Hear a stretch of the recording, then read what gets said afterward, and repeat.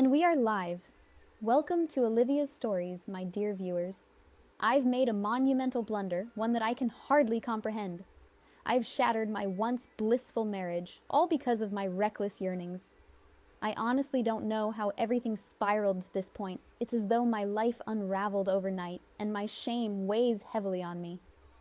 I've crossed a line that feels unforgivable, entangled in a deceitful affair with my husband's close friend. The blame rests squarely on my shoulders. I let my desires guide me to such a dark place, losing all semblance of restraint. What now? I'm engulfed in confusion and utterly adrift. Ha, everyone. I'm Zoe, a dynamic 30-year-old fashion designer. My journey into fashion began at age 16, though I only pursued it professionally a decade ago. I learned the art from my mother, who was also a designer, igniting a passion within me that has flourished ever since. I'm married to Liam, a kind-hearted doctor at 32, and we reside in vibrant San Francisco, California. 5 years into our marriage, Liam remains one of the most significant blessings in my life. He's not only my husband, but truly my soulmate. Liam and I crossed paths back in college, and from that moment, we became inseparable. There's a misconception that I married him solely for his financial stability, but I assure you, that's far from the truth. Admittedly, he is not conventionally attractive and stands a bit shorter than most. But for me, those facets are inconsequential. It's his profound compassion that captured my heart. I can say with conviction that Liam loves me deeply, often putting my happiness above his own, ensuring that my desires are met in ways I never believed possible. However, cracks began to form in our relationship about 6 months ago, when Liam was reassigned to a neighboring area for a demanding job with an NGO. He broached the idea of relocating together, but I declined, using my fashion business as an excuse, rather than confessing my apprehension. I realized the move would mean uprooting my life, and the thought of starting anew in a remote town terrified me. Liam accepted my reasons, though the disappointment etched on his face was hard to overlook. He vowed to visit monthly, to which I readily agreed. Unbeknownst to me, this distance would foster a chasm in our marriage. As days turned to weeks, it became increasingly challenging to connect. Liam's schedule was relentless, but he did his best, often squeezing in our daily video chats and calling me at least 3 times each day. His commitment to visiting me monthly provided a lifeline, yet the anticipation of his visits began to wane in the face of my growing solitude. As time wore on, the mundane rhythm of life alone became unbearable. Even though Liam was still my closest confidant, the absence of his physical presence made everything feel hollow. Lurking loneliness drew me in, and I yearned for companionship. One fateful afternoon, while returning home from a grocery run, a sleek car unexpectedly swerved to a halt beside me. A familiar face peered out. I strained to recall where I had seen him before. He introduced himself as Ethan, a friend of Liam's, and that's when the fog began to lift. He was one of Liam's groomsmen at our wedding. After a moment of chit-chat, he inquired about Liam's current situation, and I reluctantly informed him of Liam's ongoing commitment to the NGO. As Ethan's charm resonated through our conversation, I felt an unexpected spark reigniting within. We chatted casually, but I could sense an underlying tension in the air, a magnetism that made my heart race in an unsettling way. Little did I realize, this encounter was only the beginning of a dangerous game. The following weeks were tumultuous. I found myself drawn to Ethan, frequently bumping into him at art galleries and cafes around the city. Each exchange peeled away my carefully constructed layers, revealing vulnerabilities that had festered in Liam's absence. And as the lines began to blur, my resolve weakened, inviting in the very betrayal I had once sworn to avoid. I was dancing on the precipice of a life-altering decision, oblivious to the impending fallout. He offered to drive me home since my car was in the shop, an unfortunate casualty of mechanical mischief. I hesitated at first, feeling uneasy about the favor, but his earnest insistence wore down my reservations. The ride back was surprisingly delightful, the soundtrack of laughter and shared stories encompassing us so completely that I lost track of our journey. By the time we pulled up to my house, the sun was beginning to dip below the horizon, painting the sky in dusky hues of orange and violet. As we parked on the quiet, tree-lined street, he suggested carrying my groceries inside. I hesitated again, but ultimately relented, appreciative of his friendliness. Once inside my stylish downtown apartment, he helped me unpack the bags, placing various items on the neat counter, while casually chatting about mundane topics that felt oddly comforting. Offering him a cup of coffee seemed natural, and we settled at my small circular dining table, surrounded by eclectic art pieces that reflected my zest for creativity. Ethan was effortlessly charming, a standout with his model-like stature that reached 6 feet, his attire perfectly curated and exuding an effortless confidence that drew me in. I found myself wishing he would stick around a bit longer. "Just a little while," I implored, batting my eyelashes playfully. We poured ourselves generous glasses of wine and sank into the plush couch, determined to watch a light-hearted film together. Nothing fancy. Just two acquaintances, savoring an unexpected connection. In hindsight, that was the calm before a tempest that would forever alter my life. The next morning, I awoke in my plush bedroom, sunlight filtering through sheer curtains, only to find Ethan lounging beside me in my marital bed. My heart raced in disbelief. What had transpired? An overwhelming sense of panic flooded over me as fragmented memories eluded me. I felt exposed, utterly devastated, yet he acted as though it was just another ordinary morning. "Relax," he said, with a casual grin. "You're not the first woman to end up in this situation." Surging with confusion and guilt, I demanded he leave immediately, but he simply smiled, insisting on preparing breakfast, as if this was all a perfectly normal scenario. My hangover was a throbbing reminder of poor choices, yet I found myself powerless to enforce my request. Despite my internal struggles, I sat there biting into the perfectly flaky croissant he placed in front of me. "You really need to take it easy," he soothed, wrapping his hand around mine, and in that moment, the walls I had built cracked a little more. As I stared at the remnants of my fraying ideals, I couldn't come to terms with my actions. How could I sully the love I held for Liam, the compassionate doctor who had shown me such unwavering trust? We had built our lives amidst his fears, his repeated worries echoing in my mind. He had been vulnerable with me, voicing how past betrayals had left him scarred, how doubt had become a constant companion in his heart. I had promised him I was different, that my love surpassed all superficial judgments, and slowly, my devotion had dismantled his walls.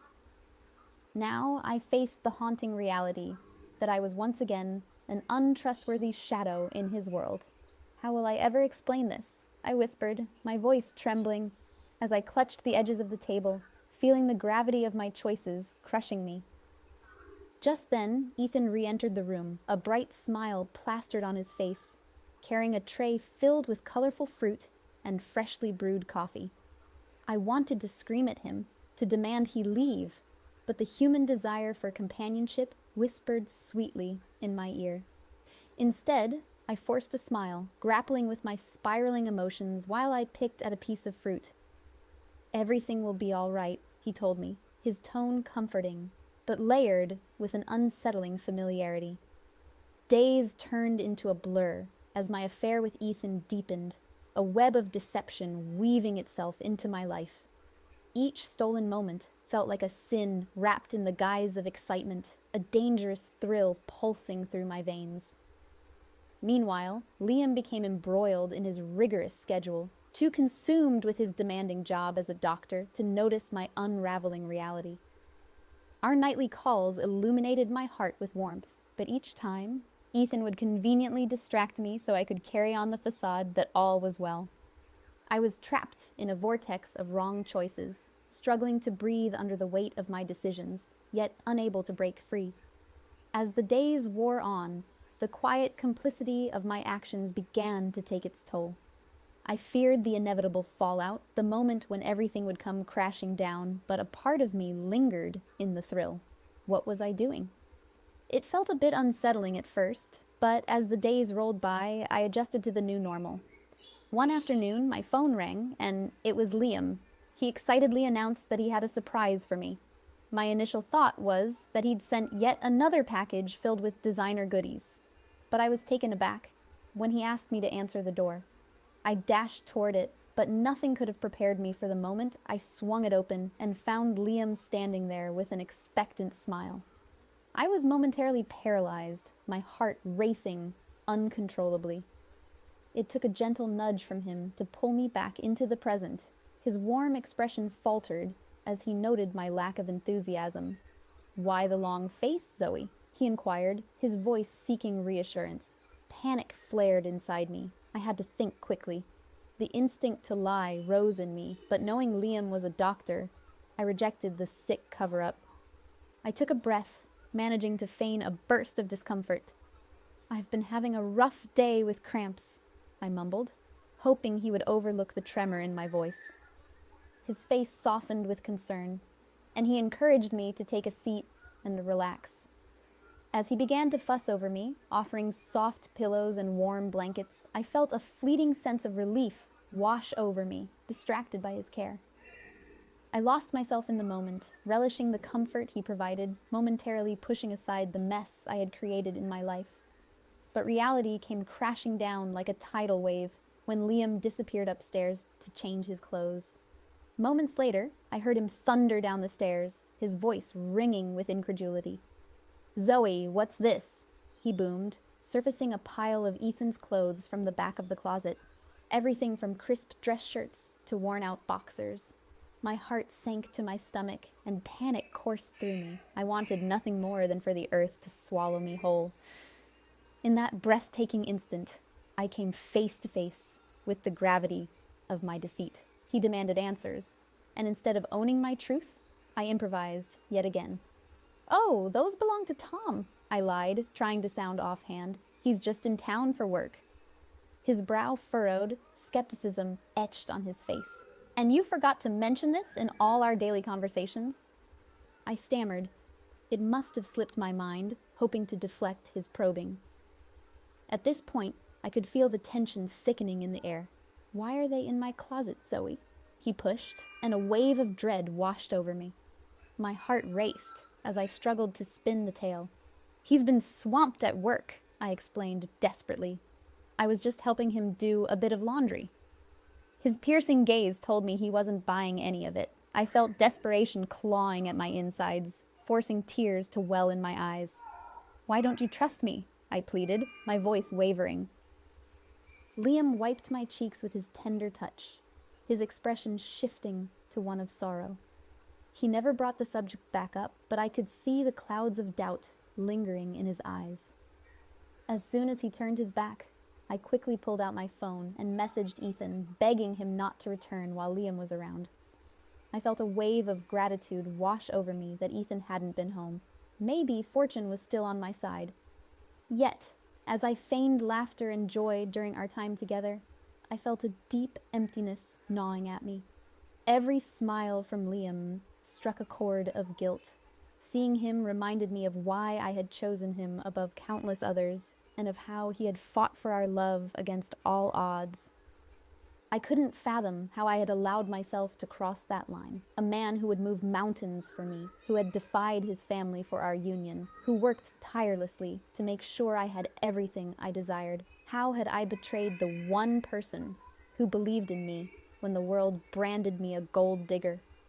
The weight of my actions crashed down, and with it came an overwhelming fatigue. I was lost, adrift in my regrets, wondering how I had come to this point of recklessness. I could sense Liam's unease as he observed me closely, his expressive eyes laced with concern. "Zoe, please, just tell me what's bothering you," he implored, his voice steady yet tinged with desperation. Yet, despite his earnestness, the truth remained lodged in my throat, suffocating me with guilt and fear. Admitting my treachery felt like standing on the edge of a cliff, peering into an abyss where everything I held dear might shatter.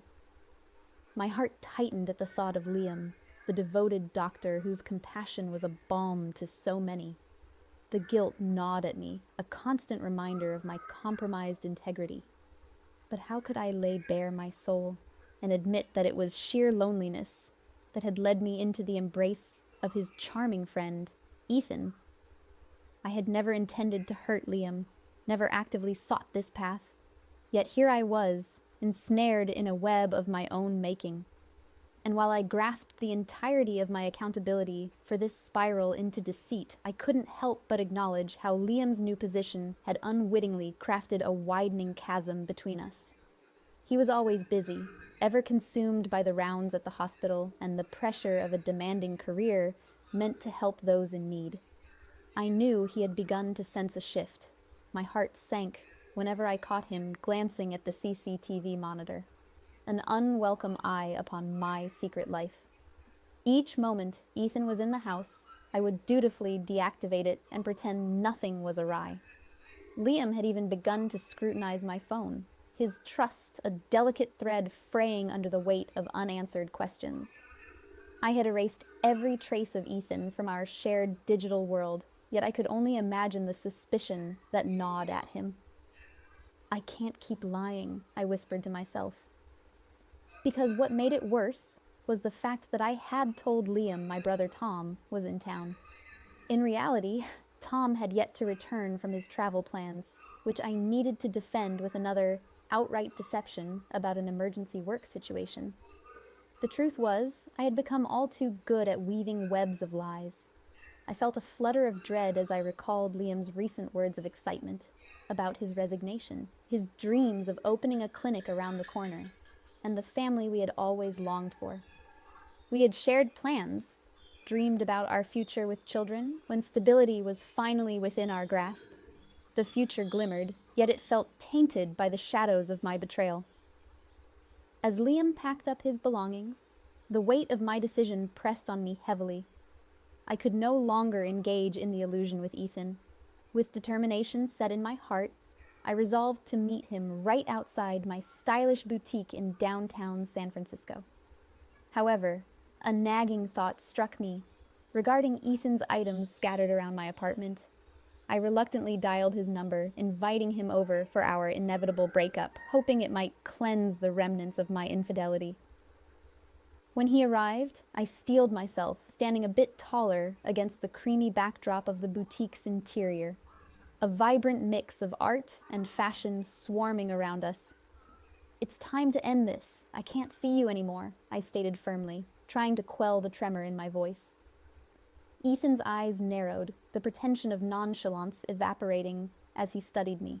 "Why the sudden shift, Zoe? What's changed?" he demanded, the air thick with tension. "It's none of your concern. Just get your things and leave," I snapped, channeling a hardened resolve I desperately needed. As Ethan began to gather his things from the corner, where he had casually tossed them, he leaned in closer, malevolence glinting in his eyes. "You'll rue this day, Zoe. Mark my words. You'll come crawling back," he threatened. "Don't hold your breath," I retorted, my voice resolute, as the doorbell chimed with an unwelcome familiarity. My heart jumped at the sound of my phone buzzing in my pocket. I glanced, and the screen illuminated with Liam's name. The sense of dread took hold. I motioned for Ethan to excuse himself. "Just a moment, please," I said, stepping away, instinctively forcing a smile. "Hey, Zoe, just calling to check in on you. I've officially resigned from my position today."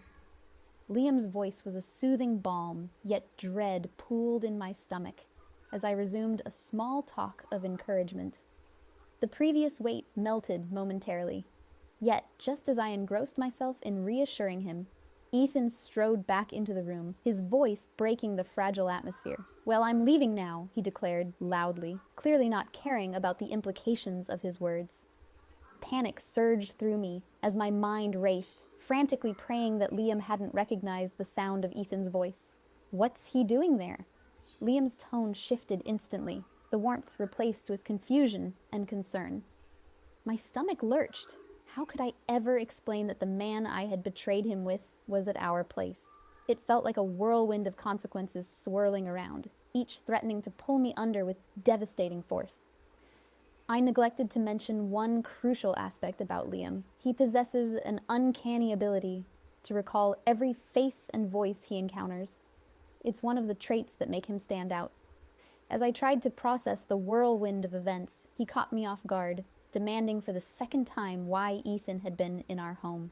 Speechless, I felt as if the ground had slipped away beneath me. I never anticipated being caught this way, especially not right after I had ended things with Ethan. My mind raced, but I found myself paralyzed, unable to fabricate another excuse. He confronted me, voicing that he sensed my deception when I claimed that the clothes in his closet belonged to Tom, and his suspicions only deepened when he discovered I had tampered with the security camera. He knew I had betrayed his trust, yet he was blissfully unaware that it was with his own friend. At that moment, the floodgates opened. My tears flowed freely. He ordered me to leave his apartment before he returned. The weight of it all almost knocked the breath out of me. I was utterly desolate. Where would I even go? The thought of returning to my parents felt impossible. What could I possibly tell them? I dismissed the consequences and resolved to wait for Liam, naively hoping he might offer forgiveness once he understood how isolation had driven me into Ethan's arms. How wrong I was. When Liam walked through that door, fury radiated from him. I had never seen him like this before.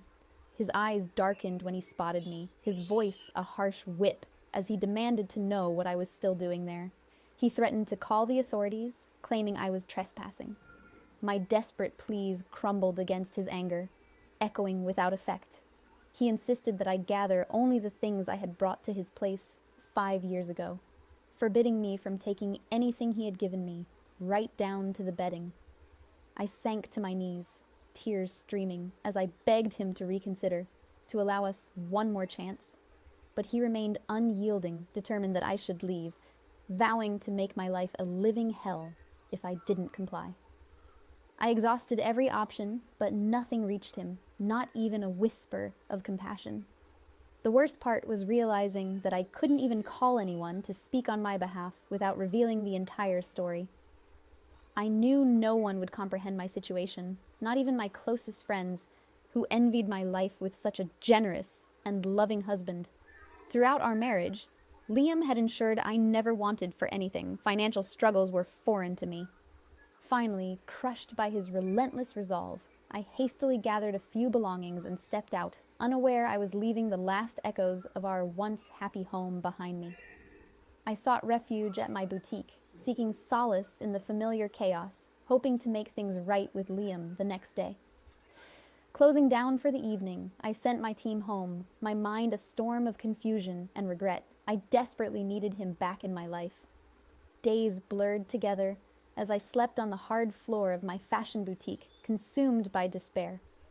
I shed countless tears, lost in my own thoughts until exhaustion finally took hold and I drifted into slumber. The next morning jolted me awake with the harsh reality of my phone ringing. It was our attorney, requesting to meet me at the store.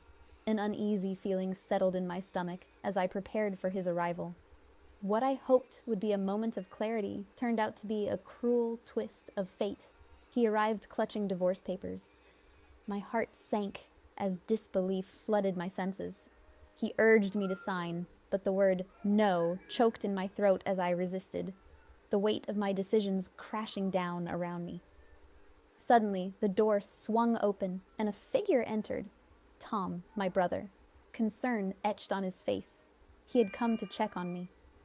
"Zoe, what happened? I just heard from Liam." He stumbled awkwardly. I looked at him, overwhelmed with emotion, desperate for his support. "Tom, it all went wrong," I choked out, grief-stricken. We stood there, two souls adrift in a rising storm, as I prepared to share my unraveling truths, the full scope of my actions swirling like a tempest around us. I dialed Liam's number, my heart pounding in my chest. But to my dismay, I discovered he had blocked me. My thoughts swirled violently, and I resolved to confront him in his sleek apartment, hoping to salvage whatever remnants of our relationship remained. Just as I gathered myself for the journey ahead, a rush of clients poured into my trendy boutique, an uplifting space filled with dynamic colors and eclectic designs. The lawyer introduced them as the new owners of the store, and the world around me spun in a dizzying blur. I felt as if I was losing my footing, clenching the edge of a nearby display for support. Liam had sold my beloved store. Seeing it slip from my grasp was like watching sand trickle through my fingers, each grain representing the countless late nights I'd spent curating every piece. It was unfathomable that he could part with my dreams so casually. Sure, his name was on the ownership documents. He had supported me when we first wed, investing in my vision. But I poured my heart into this establishment, nurturing its growth with every ounce of creativity and tenacity I possessed.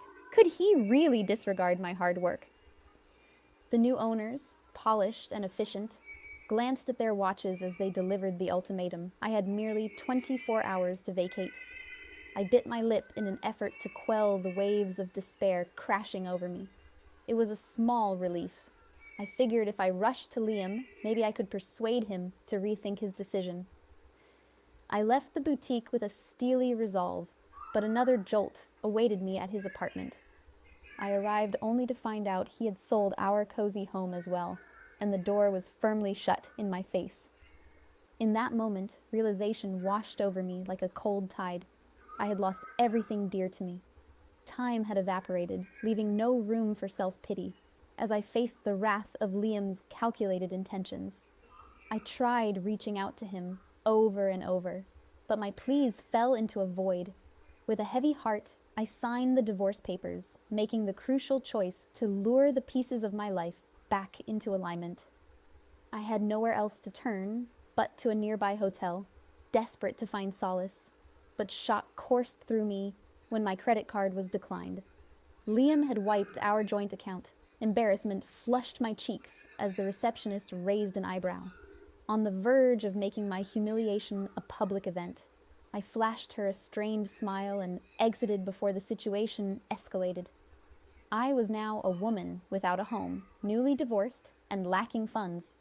I could only hope to receive my alimony once the divorce was finalized. As I stood in that moment of despair, I realized the gravity of my situation. I had orchestrated my own downfall. In a fit of desperation, I raised my phone and dialed Ethan, recalling his charismatic smile. He initially ignored my attempts, but I persisted. Eventually, he answered, his tone dismissive. When I proposed we meet to talk, he feigned busyness. I poured out my soul, revealing I was now homeless and needed shelter immediately. His response was cold. He claimed he was out of town and, to my utter disbelief, mentioned that his current girlfriend was with him. A wave of nausea hit me as he scoffed, nonchalantly brushing aside what we once shared. He suggested I simply move on. Ethan twisted the knife further as he casually recounted how he'd met Liam at a bar where they'd mockingly discussed infidelity. According to him, Liam had rambled on about my loyalty, proclaiming with unfaltering confidence that I would never betray him. Ethan admitted that he toyed with me as part of his little experiment to test Liam's trust, and I regrettably fell for every deceitful charm he wielded. Listening to him speak incited an intense shame within me. A torrent of self-loathing threatened to drown me. I reminded myself how utterly naive I had been to fall prey to his games. Hot, stinging tears stung my eyes as reality crushed me. I had betrayed the one person who had loved me unconditionally. Regret festered like a wound that refused to heal, pushing me spiraling into a dark abyss of depression. I couldn't reach Liam to apologize, to mend his fractured heart and my own. All of it felt irreparable, a void that seemed to echo the hollowness of my choices. I resolved to reclaim the fragments of my shattered life. Retreating to my parents' home in Chicago, I found myself working alongside my mother in her quaint little shop. Word of my betrayal traveled through the neighborhood like a wildfire, igniting whispers and glances wherever I went. It felt surreal. Just a few months prior, I was reveling in luxury, living lavishly in a spacious penthouse, And now, here I stood, confined to a modest town, reliant on my parents for even the simplest necessities. I couldn't even splurge on something as essential as a fresh pair of underwear. My existence turned into a nightmarish tale the moment I succumbed to temptation with my husband's confidant. The fleeting thrill of those stolen moments was never worth the monumental loss I now faced. I lament every choice I made, yet I am acutely aware that it is far too late to change any of it. I often replay that fateful day when I innocently ventured out to grab groceries, a mundane task that spiraled into chaos. If only I had avoided the grocery aisle that day. If only I hadn't crossed paths with Ethan, letting his charisma ensnare me in a web of deceit. It was in that moment of weakness that I effectively dismantled not just my marriage, but the very foundation of my life. That's my reality now, everyone.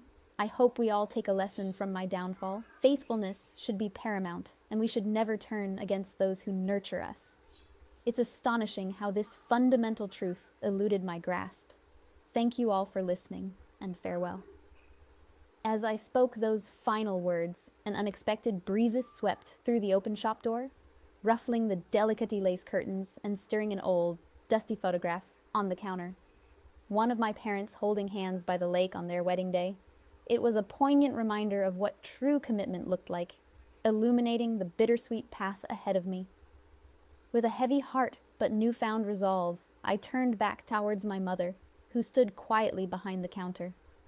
Her supportive gaze enveloped me, and for the first time since the fallout, I felt a glimmer of hope that perhaps one day I might regain not only their trust, but my own self-respect.